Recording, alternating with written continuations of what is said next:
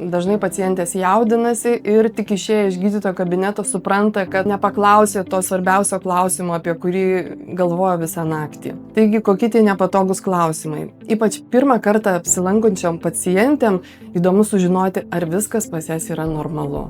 Ar jų lytinės lūpos ne per mažos, ar ne per didelės, ar jų kvapas normalus. Kiti klausimai susiję galbūt su menstruacijom. Daugelis galvoja, kad gausios ir skausmingos menstruacijos yra normalu ir nedrįsta apie tai paklausti. Ir tik aktyviai klausiant apie pacientę, tu sužinai tos dalykus. Žinoma, Lietuvoje tabu yra lytiniai santykiai, ar ne? Skausmingi lytiniai santykiai kitoms irgi atrodo normalu ir jos nedrįsta apie tai kalbėti. Vyresnio amžiaus moterys nenori, nepatogiai jaučiasi, kai užduodame klausimus apie šlapimo nelaikymą. Jom irgi tai atrodo norma, bet šiais laikais yra kita situacija ir yra daugybė būdų pagelbėti jums. Ar reikalinga depiliacija einant pas ginekologą?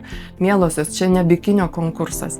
Jūs ateikite, kaip jūs jaučiatės geriau. Taigi norėčiau patarti jums nebijoti, išdrįsti, išsirinkti tą ginekologą, su kuriuo nebaisu kalbėti visais klausimais.